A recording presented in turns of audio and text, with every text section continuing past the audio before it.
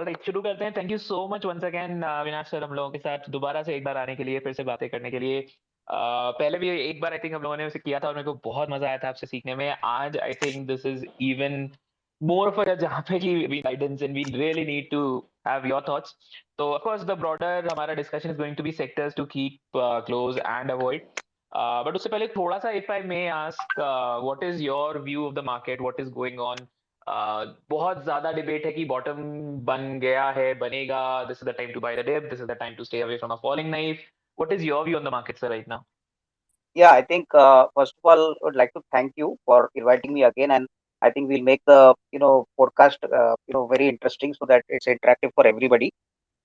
Coming to your question, has the bottom been made? I think that is a question which is very difficult to give you 100% right answer. But my personal feeling is we have not yet made a bottom because clearly I think in the next 3 months or in the next 4 months, I expect that the retail is going to behave in the way it has always behaved. It will create a lot of panic. Today the markets have corrected, in the sense that the broad mid cap index, small cap index is down significantly, although the broader index is up, which clearly shows that there have been a lot of panic sell-offs. In fact, there have been some news reports that there have been some margin calls also which have been triggered. And my sense is, clearly as long as the FI outflow continues to gather momentum and the rupee continues to be weak, my sense is that at least till December 2, we are not going to see interest rate hikes getting stopped in the US market. And only after by December 22, hopefully the effect of higher inflation, the effect of FI outflows, kind of moderately marginalized. So I think, 15,000 according to me is a do or die level. I think if we are not able to maintain that 15,000 level Nifty, at least in the very near term, then I think we could be headed for 14,700 or maybe 14,500, which is not completely ruled out. People have been talking about 14,000. And I think rather than making predictions, I think, you need to be careful now because clearly fundamentals are not going to work. I think what is important is basically the liquidity and the macro events. I think hopefully if the Russia-Ukraine war gets over within a fortnight or a month, I think that would be like a very sound and a very strong, kind of a booster to the market because to a large extent, commodities, to a large extent, crude oil, interest rates, everything would start, looking, coming down. And I think the markets would start looking at market prices, in a more positive way. Currently, I think probably 15,000 is the level which I would watch. Today we are at, we were about 50 odd points up on the Nifty, but I think, 40, 50 points se kuch zyada farak nahi padta hai. I think still there are a lot of retail investors who have got stuck up at higher levels. And I think, despite the fact that domestic institutions are, making full effort, FI outflows are going to be the key number to watch. So I think let's hope and pray that these numbers, don't come bigger and bigger. क्योंकि ये number अगर बड़ा आता है तो फर्क काफी पड़ेगा क्योंकि liquidity driven market है. And no doubt, I mean, if these numbers increase in the coming days or weeks, then I think probably we could see levels even below 15,000. Although I'm not completely bearish. In fact, I've been telling my friends that these are levels where most of the research work harder. They obviously can identify very good companies at very attractive valuations. तो अभी तो identification का time आया है. If you don't identify very good companies, at valuations at 18,000 or 20,000 of the Nifty. So I think it's going to be interesting. I think I've seen 2004, 2008, 2017. So I think every bear market is painful, but I think we should eventually, obviously overcome this. I think you have to give at least 3 to 6 months more before this market stabilizes, and then we could see recovery going ahead. Right right sir. Sir, एक interesting चीज यहाँ पे मुझे ये लगती है कि I think technically कोई बहुत ऐसा स्टैंडर्ड डेफिनेशन तो नहीं है, but generally speaking I think 20% is generally taken the norm कि अगर 20% मार्केट गिरता है तो कुछ बियरिश हो सकता है, already somewhere around 17-18%। Now that is one aspect of it, and the other aspect is कि आई थिंक बहुत बहुत सारे लोग हमारे जो भी स्टॉक मार्केट में, इंडियन स्टॉक मार्केट्स में है, they got associated with Indian stock markets during the covid rise era when there was everybody was like markets अभी मतलब बुल रन बहुत अच्छा चला था। तो आई थिंक बहुत लोगों ने वो बेयर मार्केट देखे नहीं है, दो इवन दो मतलब I mean it's still kind of debatable कि is it a bear market और इज इट अ करेक्शन या जो भी। बट व्हाट आर योर, मतलब if I may have some clues from you, what should one do in such markets, what should be the strategy, and how should people who are new to markets, equity hold कर रखी है कुछ fundamentally strong की, कुछ mid cap small cap में भी hold कर रखा है, how should they face such markets? So I think, from an investment standpoint of view, my advice is that, my suggestion would be that basically, please don't panic. Don't sell all your holdings in panic, assuming that there is no, tomorrow for the Indian stock markets. क्योंकि normally क्या होता है कि For a new investor who has never seen a market crash or a gap down, kind of opening, for him it is a new experience. Especially as you rightly said, in the last 2 years, a lot of Robinhood investors came to the markets. It was very easy for them to make money in 2020, 2021.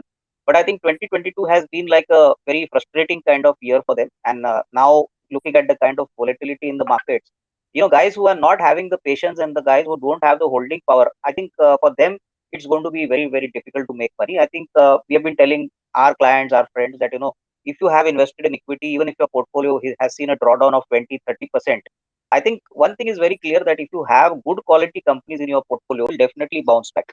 It's not that, they will not bounce back, but yes, unless you have kachra or you have got penny stocks in your portfolio and you have businesses which don't have any, kind of, notional value, in the sense, don't have any big competitive advantage.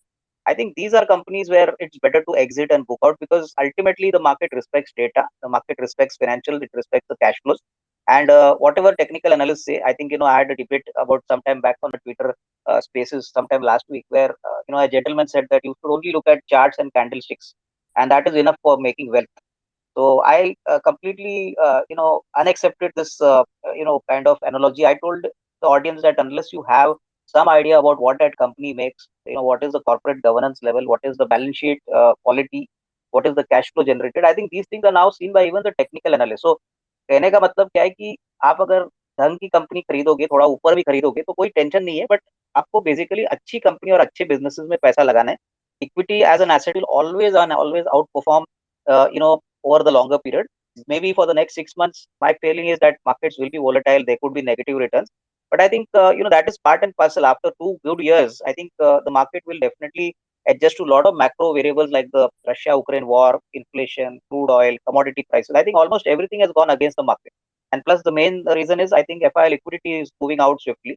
So I think for these new guys, my suggestion is that just keep your conviction strong, and I think keep a slightly longer time frame, because money which is made in the short term is always unsustainable. And in the markets, we always hear this thing ki अच्छी खबर और अच्छा stock साथ में कभी मिलते नहीं है. So basically, it never happens that you get a very good stock and the news flow is also good. So in these kind of markets, the stock will be good, the news will be bad. So that is how you got to capitalize, and obviously follow a slowly concentrated and a very activated kind of SIP approach. There's no need to go and make a lump sum investment, because frankly nobody can predict the index levels and the stock prices. So I think you have to keep the faith, and you just have to give a longer time frame. That's all. I think it's as simple as that. But I think you should not lose your cool, and clearly avoid leverage, because guys who use leverage and then buy stocks are definitely in for a very tough period.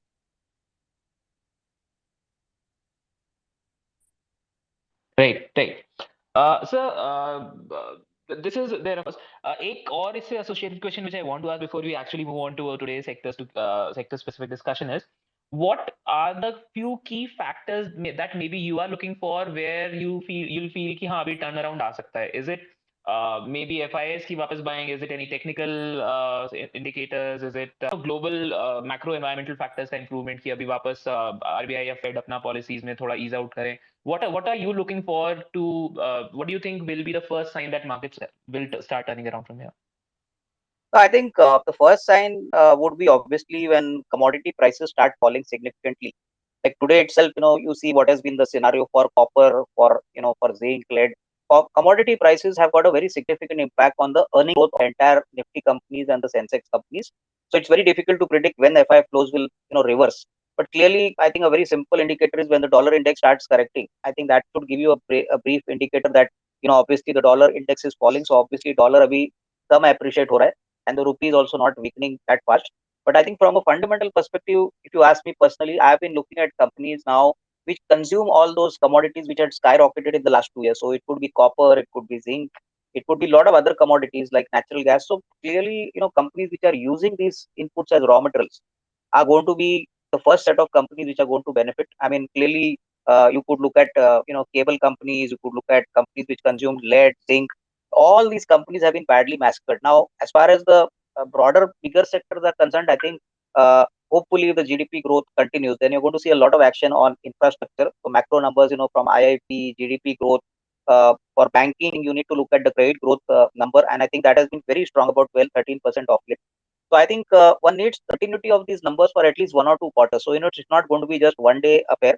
तो कम से कम 3, 4 या 5 महीने का consistent data आने के बाद I think I could say that yes, the markets have started bottoming out, and hopefully, if these FI numbers start slowing down, like today, the news flow in the market is that compared to the FI sellout, the buying by the domestic institutions has exceeded. So a lot of people are saying whether FIs have run out of their firepower, but I think that is too early to predict, because even as of today, not a very large quantity of their Indian holdings have been sold out. And looking at the kind of interest rate hikes which are expected till December, I would not be surprised that FI outflow will continue. So basically, broadly, you got to see macro factors, because finally, when crude prices correct, obviously interest rate would also start stabilizing, and obviously inflation will come under control.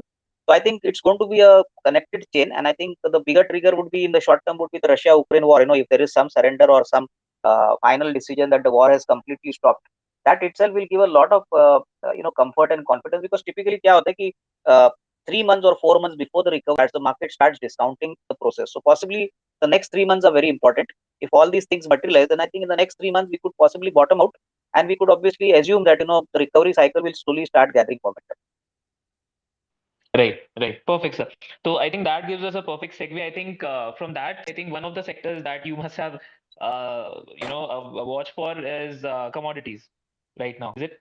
So, Yeah, I think commodities basically, I'm looking at the point of view that companies which actually make the commodities are going to suffer now, and the companies which are going to consume commodities like steel, aluminum, lead, copper. I think there's going to be a host of sectors which are going to benefit because of this fall. So I think that is the way you got to look at it, because typically in the last 2 years we've seen a very sharp rise in steel prices, in non-ferrous, ferrous, in copper prices. So I think that has impacted the raw material cost, the supply logistics side, and obviously because of the Russia-Ukraine war, obviously crude oil, natural gas prices, other commodity prices have gone up. So I think commodity is going to be a major focus area for me. But as I told you, I mean, we are going to see the user-related sectors, because once the prices come down and obviously get triggered on the downside, then for a long time, whatever earnings damage was seen for these companies in the last 2 years is going to be now completely repaired, and you're going to see a lot of earnings growth coming from the user set of industry. right, right. Great, sir. Let's get down to it. Bilkul, which sectors are you keeping in your watch list, and what are you looking out for right now? Yeah, I think before I tell you the names of the sectors, I'm positive. See, there are two, three themes which I think will continue to be in focus, despite the fact that the market has come down significantly sharply. First is, I think, digitization जहाँ पे होगा, वहाँ पे मेरे ख्याल से I think companies which are very strongly focused on digitization would definitely be in the focus, and that would be a very good theme. Secondly, I think wherever companies have deleveraged their balance sheet, it could be steel, it could be cement, it could be autos. So deleveraging is going to be a very important theme, because deleverage in the entire corporate sector has come down significantly. From about 3 or 4 years back, corporate balance sheets have very strong and better. This applies even to the banks. The banks have reduced a lot of bad assets, and now their balance sheets are very lean and fit. And finally, companies which have got a very large domestic market. I think the time has come for all investors to look at companies more specifically on companies which have got a large domestic market. So I think demography is going to play a very important role. So these two three themes are definitely going to be in action. I think although these themes are not completely new, but I think this is definitely going to play out. And I think the first sector which I'm very positive is, I think, anything connected with agri. So it could be fertilizers, it could be seeds, it could be chemicals, it could be animal feeds. Typically it has got something to do with agriculture, and the reason is very simple, that see, not only the domestic market is a large market for agri, but I think the kind of geopolitical conditions which currently have prevailed in Russia and Ukraine, uh, there are a lot of reports which are being talked about, that there is a huge food grain crisis which is going to develop across the globe. So the countries like Ukraine, Russia, typically other European countries are fighting for simple commodities like wheat or maybe billets or cereals. So this is where Indian companies could get a larger share of basically agriculture inputs, for basically, later on when these countries get down to business and start again redeveloping their countries. So agri is going to be a very strong theme. Of course, the domestic market is also very large. And I think this food crisis is really real. I think a lot of companies are saying that till winter, if the war situation does not, change, then it's going to be a very big crisis. Because obviously, Ukraine was a large player in market, in the wheat market. Russia was a large player in the wheat market. So internationally, a lot of European countries were dependent on Russia as a key supplier. So that is now completely stopped. And obviously, with US putting a lot of sanctions on Russia, I think it's going to be a very important fact as to how the world is going to react in the new regime post the war also. So agriculture is going to be a very strong theme. I think very clearly, Indian companies like United Phosphorus, which is a global player, a lot of other players, which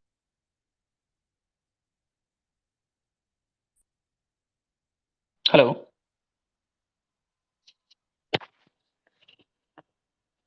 Hello.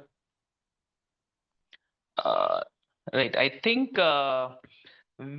there's some connection issue due to which we may have lost Avinash sir. I'm gonna invite him again. Just a second.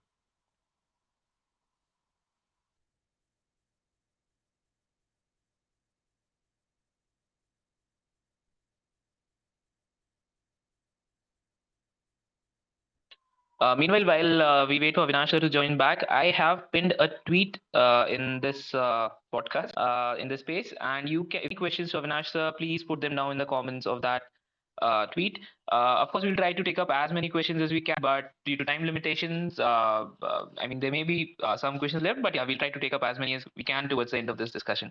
So please post any and all questions you have to Avinash sir in the comments of the tweet that is pinned on the space.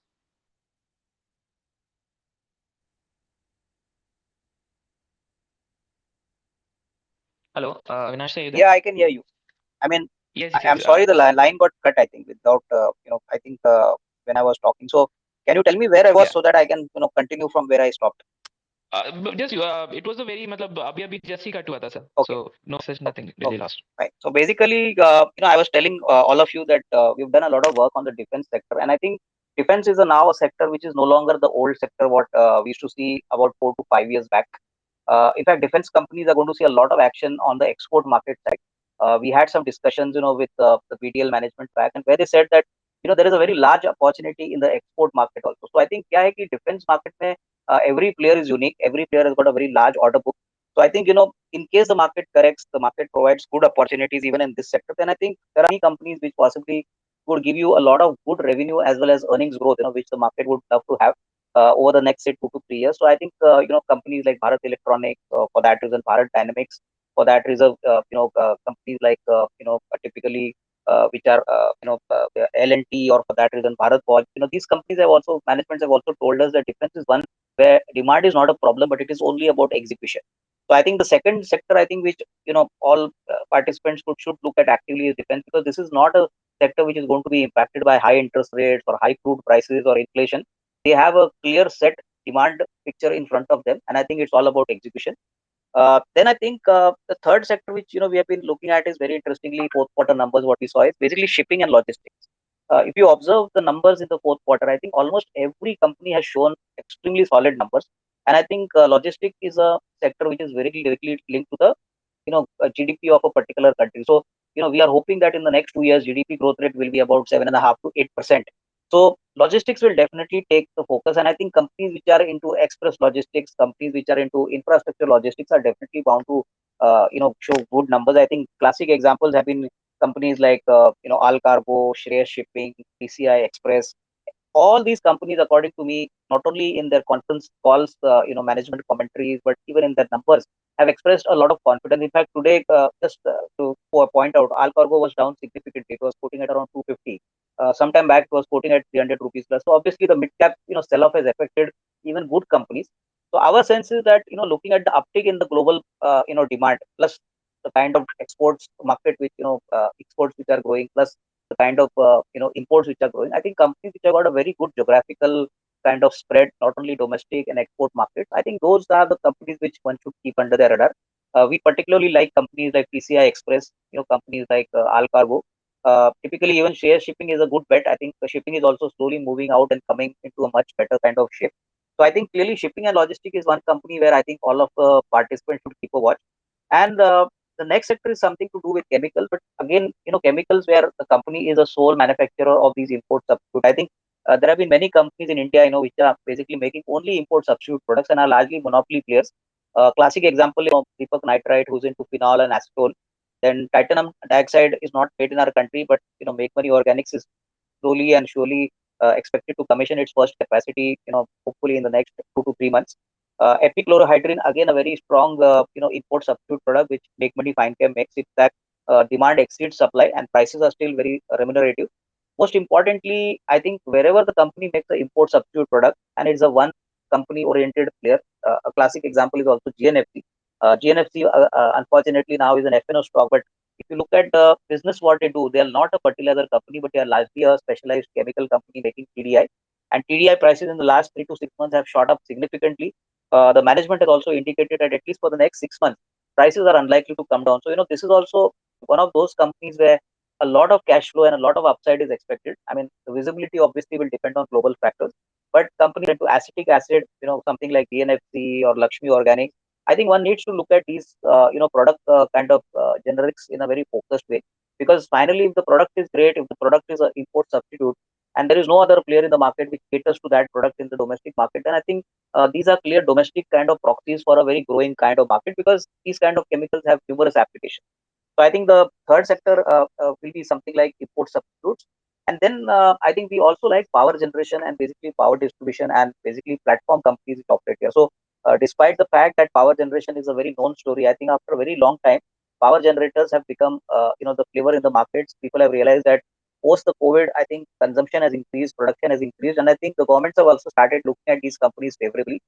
Power tariffs are also expected to go up in the next say 2 to 3 years. And most of these power generating companies are now looking at new avenues for growth. Most of these companies are getting into solar, renewable, green energy. Some of them are moving into electric vehicle infrastructure. So, there are lots and lots of opportunities. In fact, just recently, about a couple of weeks back, Adani announced their decision to get into hydrogen. There are some companies already announced, their move to hydrogen. So, despite the fact that hydrogen is still a very long distant possibility, the news that these companies are putting a lot of investment in this sector clearly shows that the power generation basket is going to show a significant change. And obviously, green energy, solar energy are going to be key, kind of differentiators going forward. So I think, companies like NTPC, companies like Tata Power, Torrent Power, all players which are into energy and basically renewables are definitely going to do well. In fact, in the next 3 to 5 years, Tata Power is talking about setting up its solar rooftop business in a very big way, which is a very unique product. It's not seen in India, but I mean, obviously, with better incentives from the government, I think it would definitely help them. Then again, platform players like IEX, which actually have not delivered very great, post its bonus issue. I think the best part is that power, exchanges in India are still yet to catch in a big way.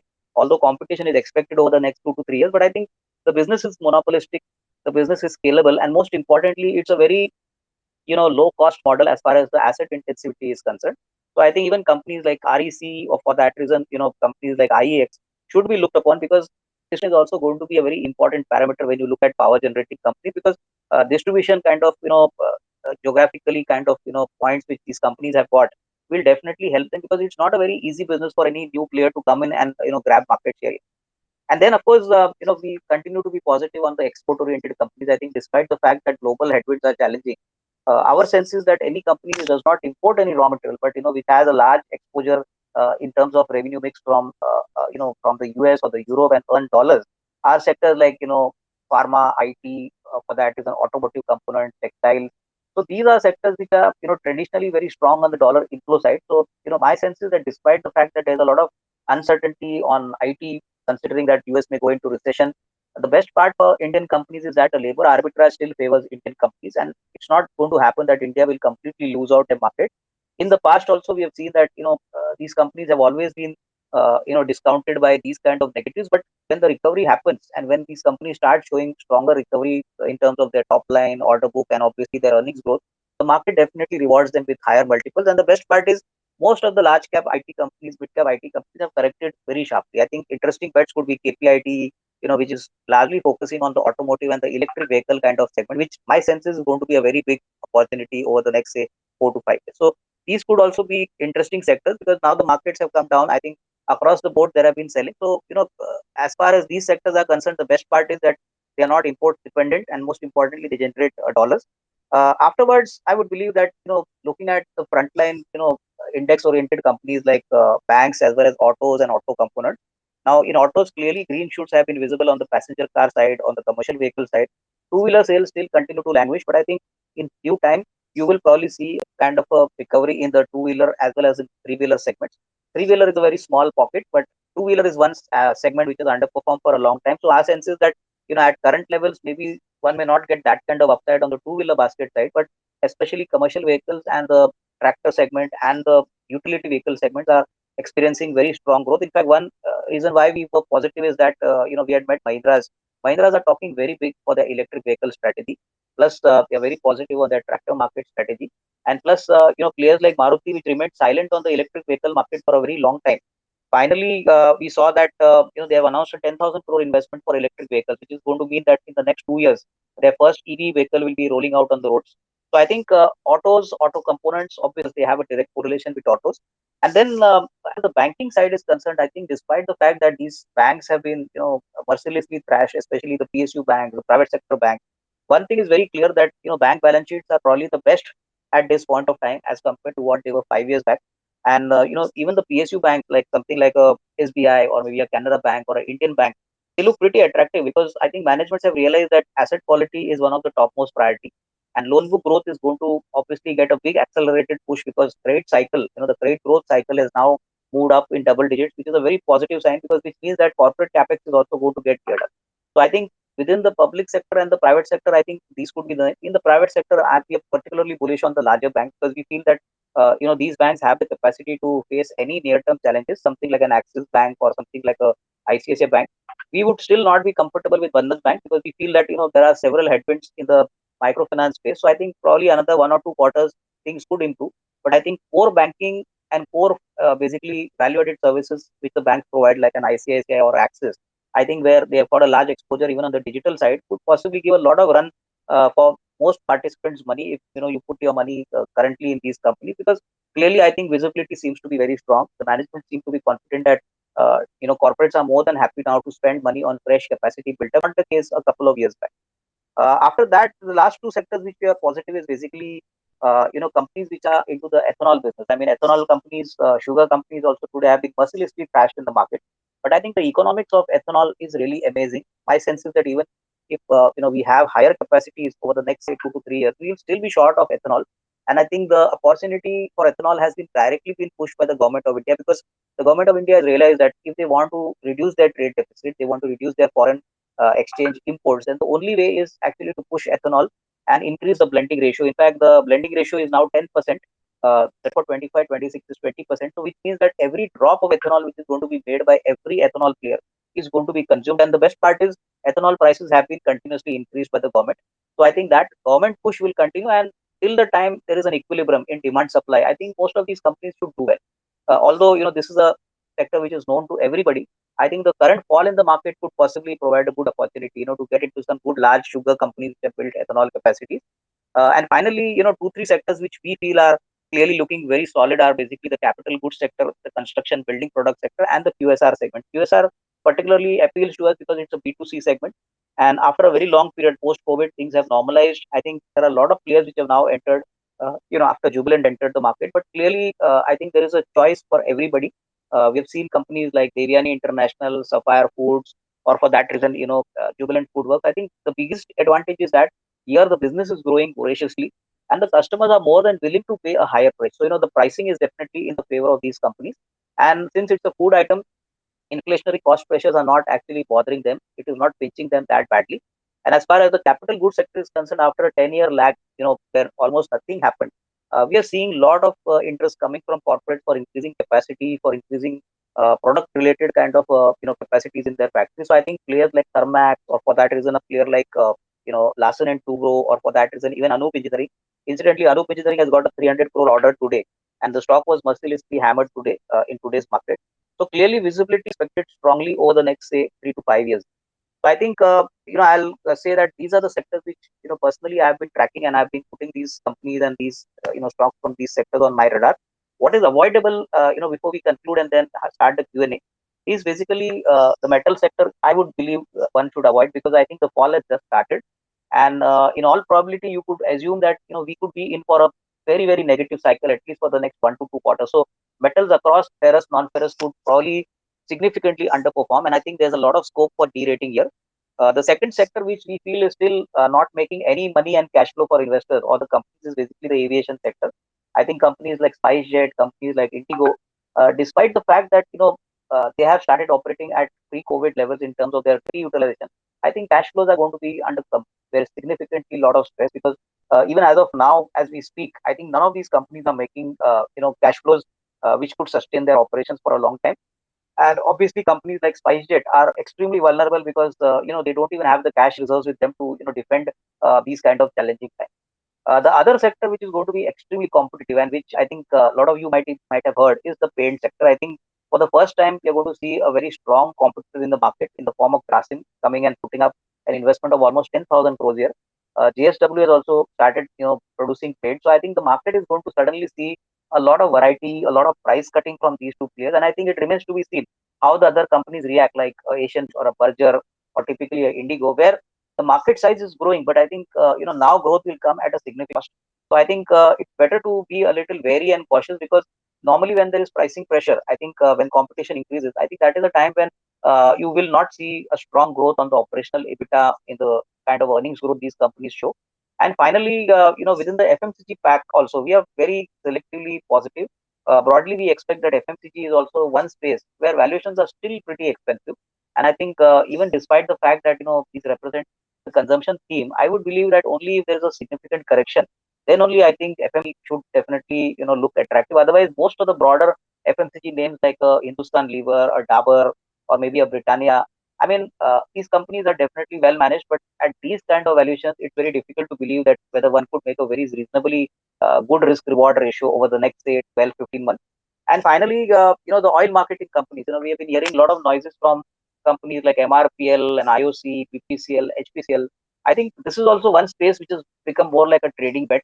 As the crude prices stabilize and obviously gross refining margins stabilize, I think this is one area where possibly an investor may not make that kind of money, although it may be still be good for a trader.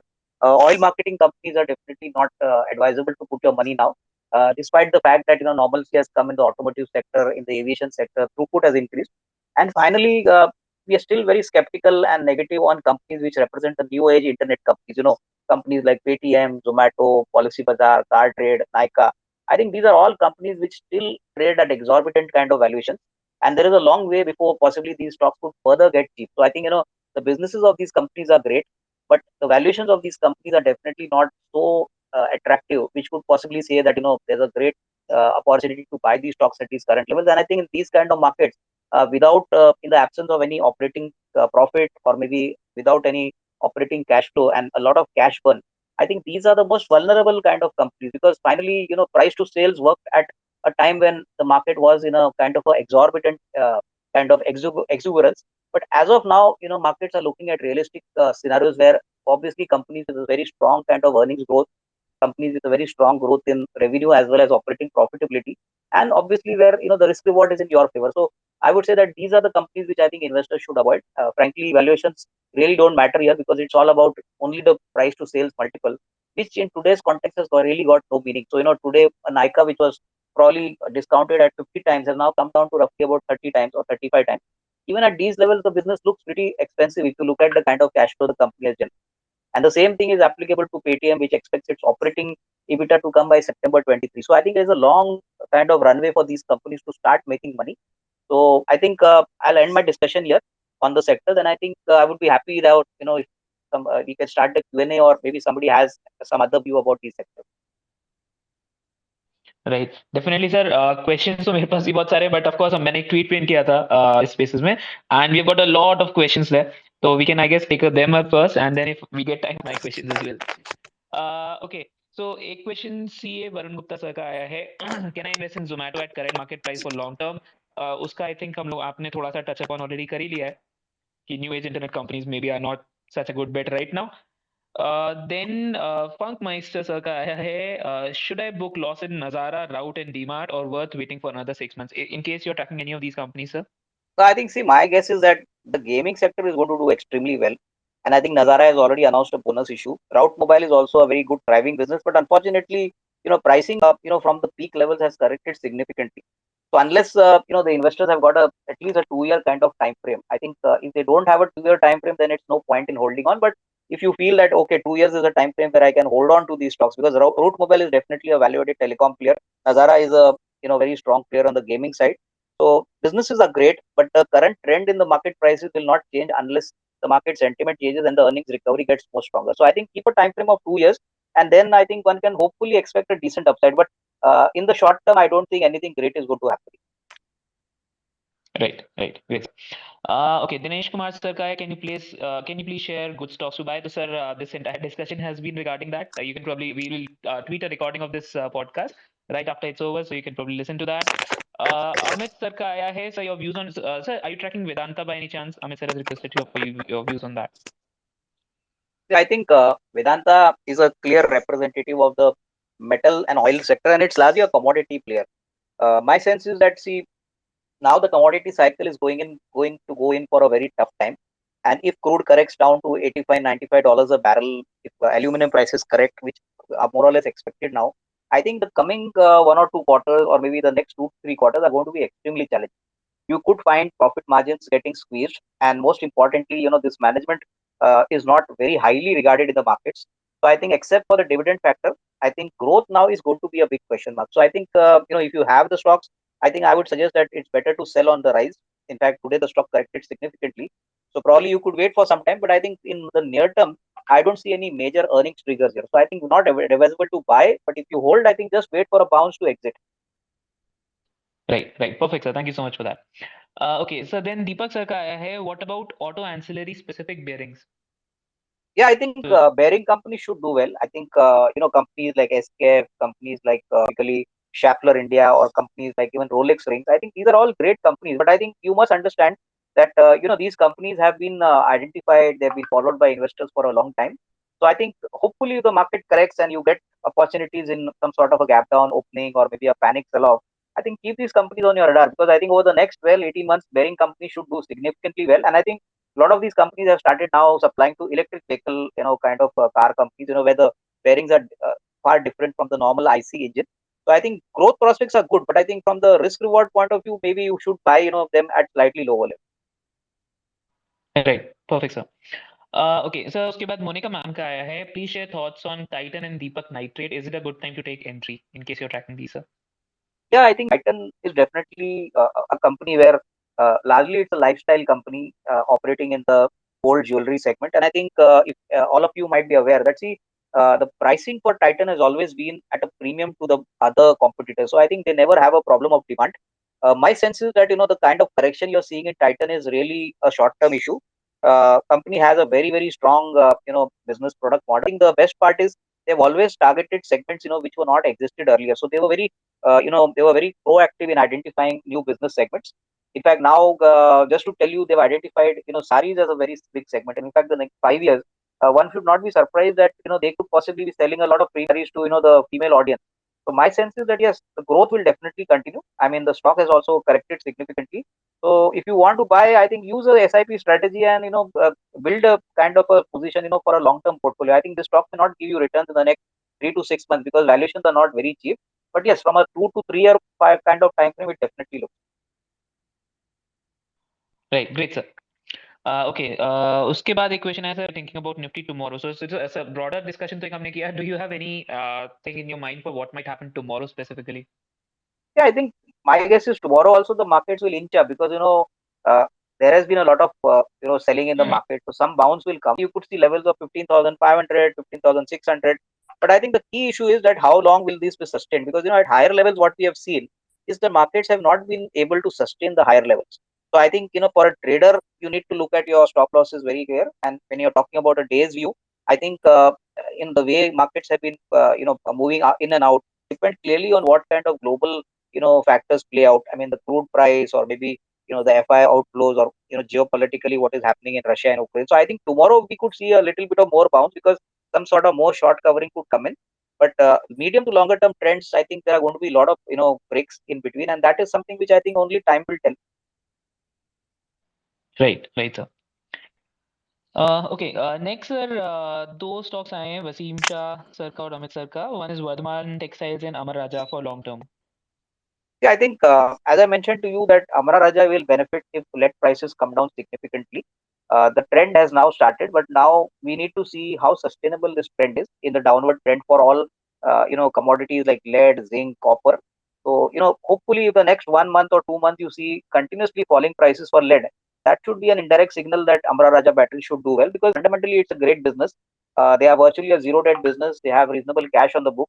But I think once the raw material scenario becomes more or less predictable, and obviously it starts touching lower and lower kind of levels, that would definitely be positive for Amara Raja. But as of now, I think one could take a bet if somebody is a contra investor. But currently, it will be very immature to tell that whether the trend is going to be negative. So you'll have to wait for some time before that could actually benefit Amara Raja. And which was the other company? Oh, so Vardhaman Textiles. Yeah, I think Vardhaman Textiles also, if you see their asset built up and their capacity, they have been, leaders in basically yarn and textiles, and I think they do a lot of exports also. I think at least in the very near term, what we are hearing in the market that yarn prices have corrected, so obviously there has been some pressure on the profitability. But I think if somebody has a long-term view, Vardhaman Textile definitely is a very solid player. A large capacity has been built by them, and they have been in this business for more than 3 decades. So I think clearly they know that business very well. So I think clearly, if somebody were to take a 2 to 3 year kind of timeline, then I think definitely one can make a reasonable kind of risk reward. But in the short term, there could be a lot of margin pressure because overall cotton prices have touched peak levels, yarn prices have slowly started correcting in the market. So I think fresh buying, I think there's no hurry.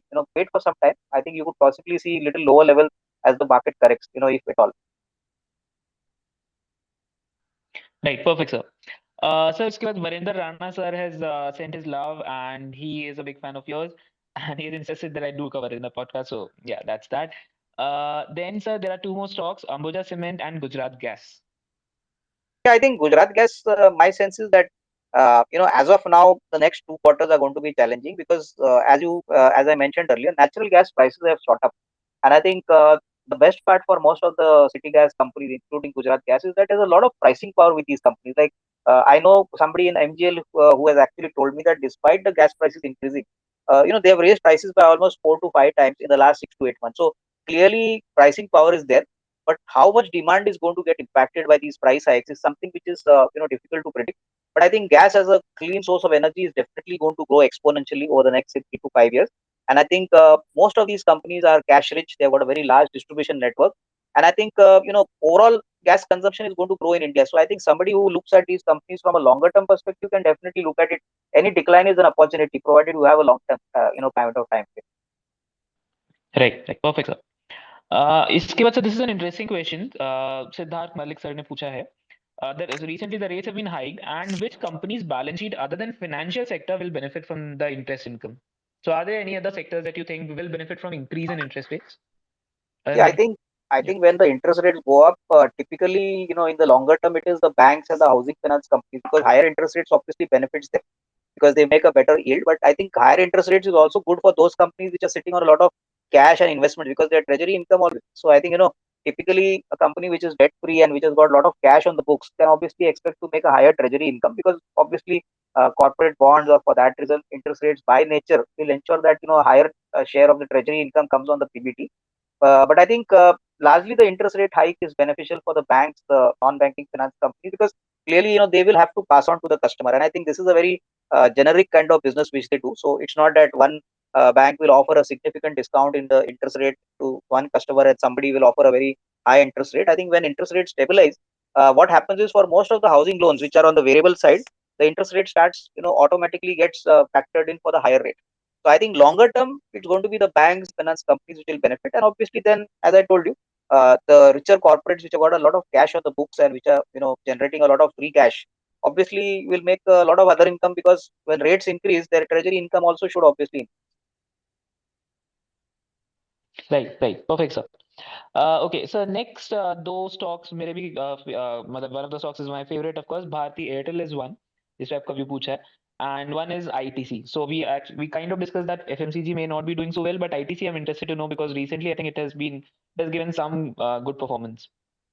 No, I think ITC is definitely going to benefit because first of all, it's not a pure FMCG player. I think cigarettes still continue to be their main revenue and profit contributor, and I think they've got some additional levers coming in from the paper business, from the hotel business. In fact, the hotel business grew by almost 35%. The paper business grew by almost 23-24%. They are setting up a new paper plant now in Nadia. So my sense is that luckily they are also on the agriculture side. They've got a unit which is known under the name of E-Chopal, which is exporting a lot of agri-related kind of products and services. So I think they have all the businesses which are into a pretty good shape, and hopefully if COVID-4 does not happen significantly, I think growth should continue. So my sense is that not only the top line but even margins will be protected, and I think unlike a pure FMCG player which have got affected by the raw material cost inflation. Fortunately, ITC has managed to cover up these costs. In fact, in the fourth quarter, not only margins improved for the FMCG business, but I think they also launched several new products. So typically, I think FMCG is a very broad-based, diversified player, which obviously gets the benefit of a lot of these other, growing sectors. And frankly, a company which has got a free cash flow of almost 12,500 crores, a free cash flow yield of 5%, a ROE of 25%. I think definitely it looks quite attractive, even if you look at it from a one-year perspective. So our sense is that it definitely can give good returns. Which was the other company, Bharti Airtel, is it? Yes, sir. Okay, so Bharti Airtel also, I think, see now when 5G is going to be rolled out, my guess is that you could expect a further ARPU increase. In fact, Mr. Mittal has always been vocal about this, and he was the first, promoter of any telecom company to say that we are possibly having the lowest tariffs in the world in the telecom business. So obviously, my sense is that over the next say 6 to 12, would see tariff increases gaining significantly, and obviously that definitely benefit the operating EBITDA, obviously benefit the cash flows. So my sense is that Bharti Airtel should definitely be considered, if you're looking at the next say 12 to 18 months, because telecom as a sector, fortunately after a very long time, pricing power has come back. Competition has reduced significantly, and I think we are all used to all our WhatsApp messages and Telegram group. So data is now going to be is consumed, very very liberally by almost everybody, and we just cannot afford to not live without the internet. So even if there is an ARPU increase, life will continue for us, and obviously that will benefit companies like Bharti Airtel. Right. Perfect, sir. Okay. Next, sir, हमारा question आया है, what is your view on Angel One? Is their shareholding pattern looks fantastic and it has corrected significantly. Yeah, I think Angel One, the joke is that around 1800 rupees, nobody wanted to sell it. And today at 1100 rupees, nobody wants to buy it. So, it's a very ironical thing. But my guess is that, see, Angel One has benefited significantly because of the fact that it went completely digital. And I think it used digital as a very strong platform. And mostly, one thing what is very visible is that whenever the markets, boom out, obviously the first proxy is broking companies and typically, the intermediaries like CDSL or typically, all the remaining regulatory kind of companies. So my sense is that, markets will obviously, punish these kind of companies also whenever it corrects. You see volumes shrinking. You obviously see lesser number of depository accounts getting opened. So I think going forward, the trigger for Angel One would be how long and how sustainable is their run rate in getting more customers. Every month they publish numbers that show what are the new clients or what are the total number of clients they have bagged, what is the market share in the overall volume mix in the overall market. So I think these numbers in the next say 1 or 2 quarters, if the markets see some sort of a slowdown, if the markets correct, then I mean the larger trading appetite or the trading volumes could see a decent kind of shift and a proper probably a small decline, and that definitely could put a break on these kind of companies. So you have an ICICI Securities also which trades at a dividend yield of almost 5%, but unfortunately it has not shown the kind of growth what an Angel One has shown. So there is a lot of value in these companies, but I think if one were to expect a very significant kind of re-rating in the next 6 months, that is something which is really difficult to visualize. So I think next 1 to 2 years it definitely should do well, but I think over the next 3 to 6 months it's definitely going to be a hard road ahead. So, Angel One as well as all the broking companies which are going to operate here. Right, right, sir. Okay. Next, sir, हमारे पास question आया है Ambuja cement पे. Yeah, Ambuja Cement, see now they have got a new promoter in the form of Adani, and I think clearly, what kind of strategy, what kind of management thought process comes from them will be seen very closely. I think cement as a sector is going to see a lot of competition. We have seen a lot of supply coming in from the new players. In fact, Ultratech has announced a large expansion. So I think that clearly shows that there's going to be a very strong market share fight amongst the top 2 to 3 players, because I think once Adani has acquired ACC, Ambuja Cement, I think there's going to be a fight initially for market share. And secondly, Mr. Adani has also said that he intends to double the capacity in the very near term. So, actually, I think cement capacities obviously are going to aggressively come up. And I think to that extent, if supplies increase, then obviously cement prices will come under pressure. I would be surprised that maybe despite the fact that GDP growth is going to grow in 7-8% digits, the profitability of these cement companies is going to definitely watched very carefully. And in that perspective, I would say that if you have a Ambuja Cement in your portfolio, you can hold on. Company will grow because it's a large player in the Western market. But if you intend to make a fresh investment, then I think it's better to wait. I think there's no need to hurry now. Probably a better entry point could be seen, in the near term. Right, perfect, sir. Sir इसके बाद दो हमने थोड़ा सा touch upon किया था IT में, but दो आईटी स्टॉक्स हैं ताना and HCL Tech. Yeah, I think Tanla I don't track, to be very honest, because that is a management which I've not really trusted. Because the historical old days of Tanla, I remember I made a lot of loss in that stock. Frankly, I did not cover it. Once it started moving up. Its nearest competitor is Root Mobile, which is also into basically value-added telecom services. So I think probably numbers definitely look good, but I think I would not be able to give you any basically research-based assessment as to whether to hold or whether to buy. So you will have to pardon me there. So which was the other company you said? Sir, HCL Tech. Yeah, I think HCL Tech also really is a distant cousin of the other two IT companies, Infosys, TCS. We have seen that valuations have never crossed, for HCL Tech, and they've always been at a discount to either TCS or Infosys. So my sense is that yes, the company is doing pretty well. They have a very good positioning in the US market, but I think clearly over the next say, 3 to 6 months, I think one will have to see, issues like labor attrition. Clearly, what is the kind of margin pressure they face, but definitely over the longer term, hopefully, these issues are tackled. Then I think at these levels, HCL Tech can be a decent kind of inclusion in your portfolio, provided you can take a say 12 to 18 month kind of time frame. Right right perfect sir. Okay sir, हमारे पास question तो बहुत बहुत बहुत सारे आ रहे हैं, but मतलब हमारा क्लोजिंग टाइम भी ऑफ कोर्स आ रहा है, and we really appreciate your time as well. तो we'll definitely I would love to continue this discussion, but अभी के लिए I would love to have a quick remark, something, some suggestion for us, some concluding remark that you may have for us and our audience tonight, that will help us navigate through such markets, such dicey markets maybe, or any advice that you may have for us. I think my advice and suggestion to all the participants here is that these kind of opportunities in the markets don't come every day, and they're not going to remain there forever.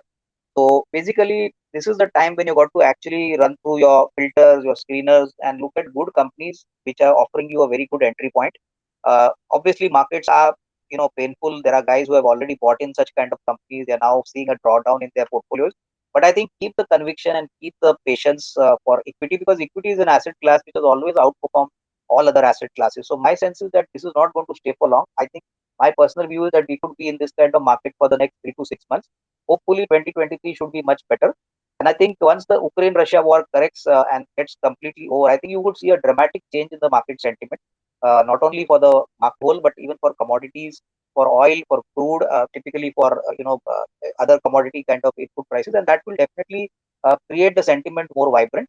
And my sense is, I mean, just focus on good, fundamentally strong companies, because data is respected in the markets. And finally, companies which have got very strong businesses have always bounced back in the past. We have seen bear markets in 2004 to 2008. The markets have bounced back, have made a lot of money. So this is a time where you need to actually be a little contra. You need to have conviction, and you need to deploy a little bit of your money now, because when the markets go up again to 18,000, 19,000, at that point of time, you would not be getting these kind of prices. So I think some more downside is definitely left in the market, but I think you should never time the markets. Try to do a small SIP strategy and never invest your money in a lump sum. And I think as I told you, the sectors which I am positive, I think there are many experts who probably might have told you some other sectors also, but I think I am very positive on the sectors I told you. So these are sectors which I think you all should keep them on your radar, and I think you all should definitely look at these from a long-term angle, and obviously chip in via a small SIP kind of approach, which I think will definitely help you in building a good portfolio. Because see, this is the time to accumulate and obviously wait for the upside, and obviously the wait will be well worth it only if you make that decision now. Right, absolutely perfect, sir. This has been great. Thank you so much, Avinash sir, and also thank you so much, audience, for sticking out with us for all throughout this hour. And of course, there are so many questions that we could not cover, but we'll definitely request Avinash sir to please allow us to host him again, and we'll take up many more queries. We'll discuss more about the markets and try to learn from him. Anyway, thank you very much, and I hope all the participants benefited from my suggestion. I think definitely we'll cover more questions in the next podcast. Thank you. Yeah. Thank you so much, sir. Thank you so much, everybody. Have a really good night and a profitable day ahead. Bye bye.